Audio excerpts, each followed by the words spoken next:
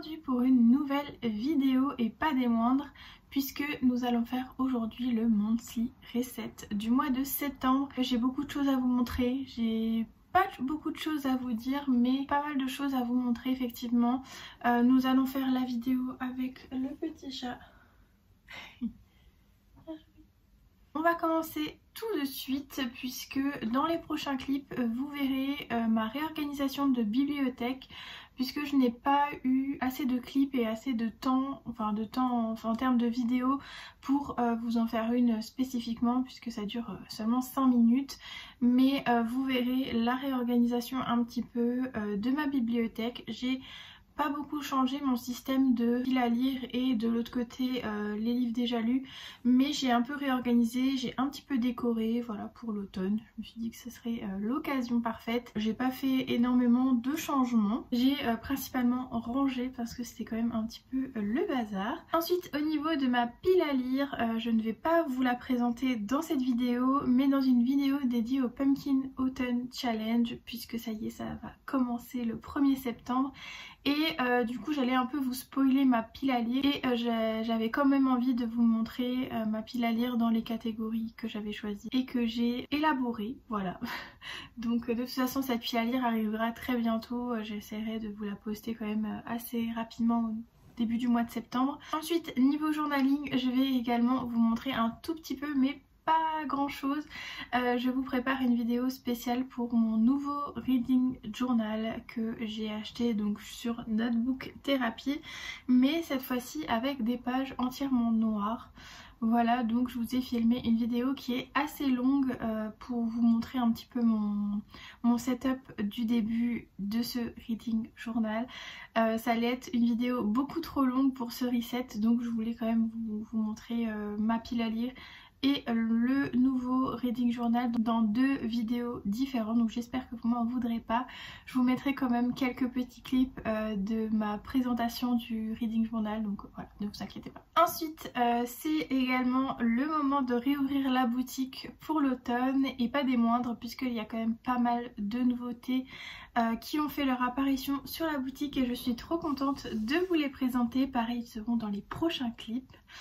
Voilà, donc j'espère que cette petite collection vous plaira. Il y aura également une collection pour Halloween, donc ne vous inquiétez pas, il y aura encore d'autres choses pour l'automne. Et pour le coup, on va également parler des sorties qui m'intéressent énormément pour le mois de septembre. Alors j'en ai pas une pile énorme, mais j'avais quand même envie de vous les présenter dans cette vidéo, surtout que je ne vous présente pas de pile à lire. Donc je me suis dit autant vous présenter les sorties qui m'intéressent. Généralement je fais un post sur Instagram avec les thématiques des livres, un peu les descriptions, le prix, etc. Donc si vous voulez avoir un petit résumé des sorties qui m'intéressent, ce sera du coup dans ce post qui sera sur Instagram très bientôt. Je crois qu'elle se voit dans le retour. Tu te vois ? Qu'est-ce que c'est ?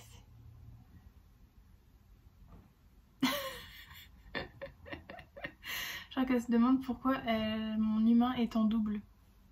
Voilà, nous avons un chat perturbé juste à côté. Attention, elle vous a à l'œil. Hein. Du coup, je vais reprendre mon post Instagram pour vous montrer un petit peu mes sorties. Tout d'abord, le 5 septembre, on a une sortie de chez Sabran qui me tente énormément.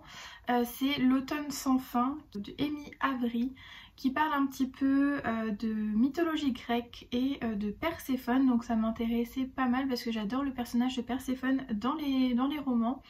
Et au niveau des mots-clés, on est sur saison, enquête, fantasy, suspense, mythologie grecque et Perséphone. Donc je vais vous lire rapidement le résumé.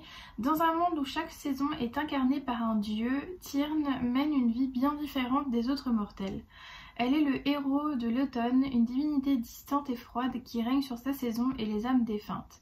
Comme chaque année, elle accompagne son dieu dans le royaume des humains, mais le miroir qui permet leur traversée se brise, les piégeant tous les deux et plongeant le monde dans un automne sans fin.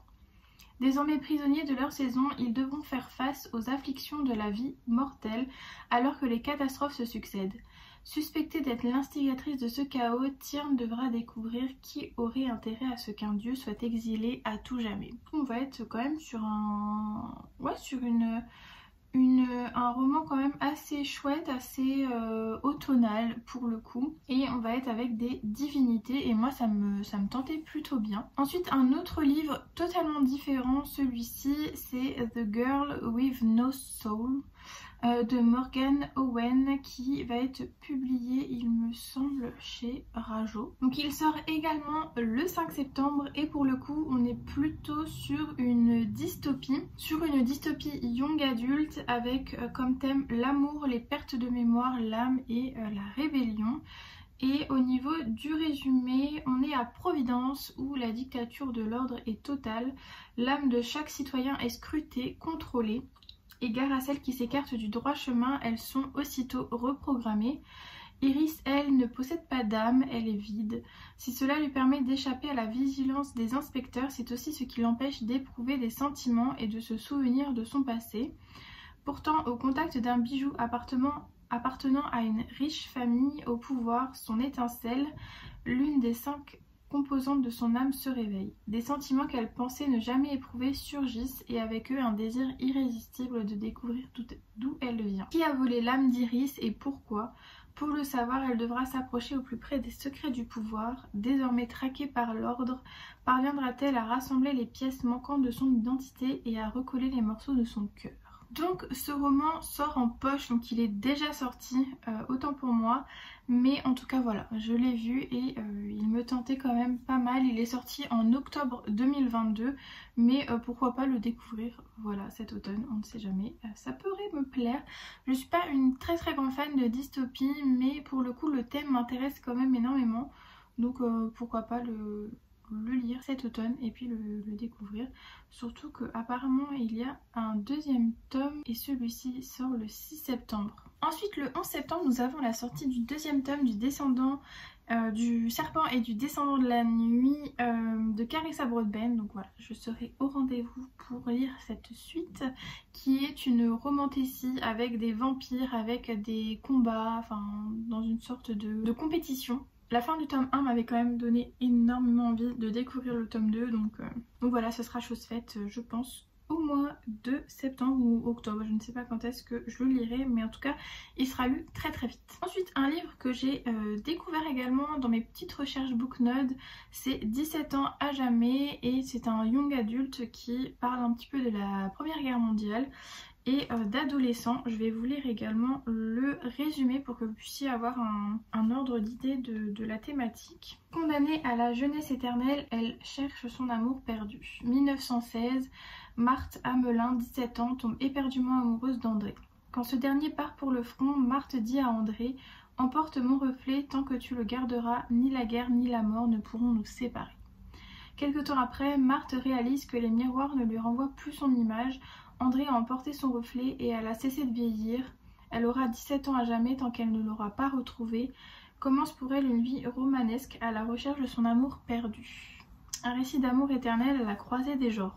Alors c'est du young adulte, c'est publié chez Nathan et ça sortira le 12 septembre. Mais je trouvais quand même la thématique assez intéressante, même si c'est du young adulte. À voir comment c'est traité. Mais voilà, je trouvais ça ultra intéressant. Et quand même, il est quand même bien noté, donc à voir vraiment ce que ça donne. Mais moi, en tout cas, il me tente énormément. Ensuite, toujours le 12 septembre, un roman qui sort qui s'appelle Avant que le diable ne te retrouve. Je vous l'aimais de toute façon de ce côté-là. On est sur la fantasy young adulte, c'est une réécriture d'un conte. Donc on est en 1836 dans le Wisconsin. Catalina habite avec son frère et son père dans une cabane à la lisière de la forêt. Ici, la poésie d'une vie au contact de la nature a été peu à peu remplacée par la dureté du besoin de survivre.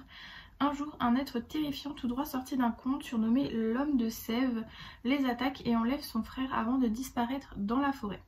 Armée de son courage et du couteau de son père, Catalina part alors à sa poursuite à travers les bois. Elle y croisera un jeune bûcheron qui lui prêtera main forte. Ensemble, ils devront faire face aux créatures inquiétantes et aux esprits torturés qui peuplent la forêt. À l'ombre des pins, Catalina devra lever le voile sur ce que lui cachent ces lieux maudits et affronter sa propre part de ténèbres si elle espère tirer son frère des griffes de l'homme de Sèvres. Et du coup, c'est une réécriture de l'histoire de Johnny Appleseed, apparemment très connu dans le folklore américain, qui est inspiré du mythe de Faust. Voilà, donc je ne connais pas du tout ce mythe et ce sera peut-être l'occasion de le découvrir dans cette réécriture. Mais en tout cas, il sort le 12 septembre chez Sabran, encore une fois. Et la couverture me donnait trop envie, donc voilà. J'espère qu'il sera bien, voilà. Ensuite, évidemment, la sortie tant attendue du 18 septembre qui est Bride de Ali Hazelwood. Et je vous en ai déjà quand même beaucoup parlé dans le vlog précédent. Donc je pense que vous êtes au courant que je suis hypée à fond pour cette sortie et j'espère vraiment qu'il conquérera le cœur de beaucoup d'entre vous parce que vraiment moi il m'a beaucoup plu et j'ai hâte de voir la version collector, j'en peux plus l'attendre, voilà. Un livre qui me fait énormément envie et je pense que je vais craquer, ça s'appelle Sylphide. Et la couverture déjà est magnifique et quand j'ai découvert le résumé je me suis dit que ça pourrait fortement me plaire. En plus on a une version collector que je vous mettrai également ici qui est bleue et j'adore le bleu, donc voilà. J'espère que ce sera cool et que ce sera un bon livre parce que j'ai vraiment envie de le découvrir. Donc il sort le 18 septembre comme je vous disais chez Château d'Âme. Je ne connais pas du tout cette maison d'édition. Et du coup c'est parti pour le résumé. Donc les thématiques, on est sur la romance, la mort, la solitude, le temps qui passe, l'amour et la vengeance. On est avec Roxane alors qu'elle visite un château abandonné en compagnie de son petit ami Hans, influenceur paranormal. Roxane tombe nez à nez avec le portrait d'un homme. Sublime, envoûtant, au regard vivant, inéluctablement posé sur elle, elle seule semble capable de voir ce tableau comme si son âme le connaissait déjà, comme si son être n'aspirait qu'à le toucher. Qui est cet homme qui possède Roxane et la poursuit jusque dans ses rêves? Est-ce un humain, un fantôme du passé qui hante les lieux? Roxane doit le découvrir coûte que coûte, même si sa vie entière risque d'en être bouleversée. Mais saura-t-elle résister à cet être mystérieux qui ne désire qu'une seule chose, la faire succomber à la tentation? Poussez les portes d'un château hanté et laissez-vous envoûter à votre tour par l'univers des sylphes, ces esprits de l'air aussi séduisants que manipulateurs. Donc moi on me parle influenceur paranormal déjà, premier point. On me parle de château abandonné. Et on me parle d'un portrait, d'un tableau. Alors sachez que j'adore les histoires qui tournent autour de tableaux, que ce soit hanté, que ce soit... j'adore, voilà, j'adore cette thématique. Et en plus on va découvrir ces esprits de l'air, donc les sylphes. Je ne connais pas du tout grand chose sur ces êtres. Mais voilà, le résumé me tente énormément et vraiment le collector. Pépite. Prochaine sortie qui sort le 20 septembre, c'est la cage numéro 2 de Emma Seguez. Donc j'avais lu le tome 1 que j'avais vraiment plutôt bien aimé, même si la fin m'avait laissé un petit peu dubitative. J'ai quand même hâte de découvrir la suite des aventures de ces jeunes filles qui sont capturées et enfermées dans un endroit un peu mystérieux. Je vous laisse aller voir de toute façon mon post Instagram sur ça. J'ai également, je crois que j'en ai parlé également dans un vlog, je sais plus du tout dans lequel je vous en ai parlé. Mais voilà, en tout cas j'en ai fait un post Instagram, donc si jamais vous voulez aller voir mon avis, ce sera là-bas. Et dernière sortie qui me tente énormément, celle du 26 septembre et ça s'appelle La Maison Idéale de Kate Collins. Et on est sur un thriller du paranormal et des maisons hantées. Si vous vous souvenez de ce que je vous ai dit pour Sylphide, vous savez à quel point j'adore ces thématiques. Et je vais vous lire le résumé. On est en 2017, le mari d'Orla a insisté pour que leur famille s'installe dans une vieille demeure sur les falaises du Dorset. Mais très vite, c'est seule avec ses enfants qu'Orla passe la plupart de ses journées. Dans cette maison qu'elle connaît si peu, elle commence à entendre des bruits étranges, des portes claquer.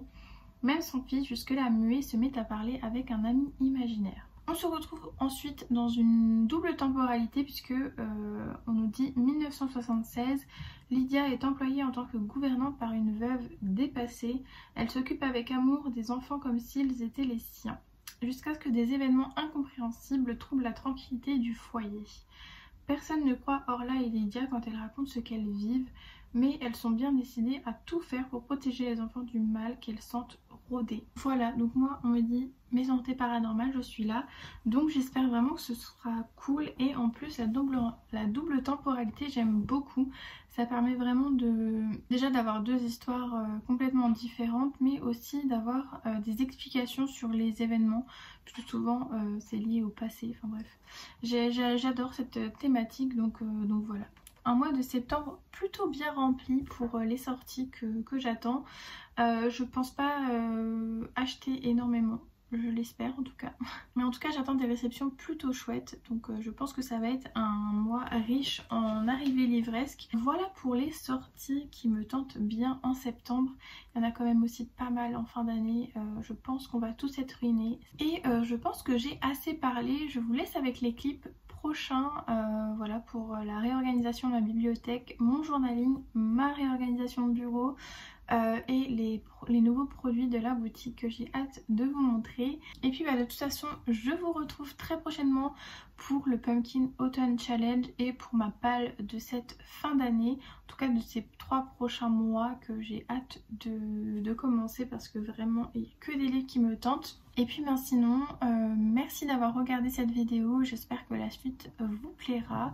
N'hésitez pas à me dire vous les sorties que vous attendez le plus avec impatience et votre pile à lire, pourquoi pas si vous en avez envie. Et puis sur ce, on se retrouve très prochainement dans une nouvelle vidéo et comme d'habitude, je vous souhaite de passer de très belles lectures.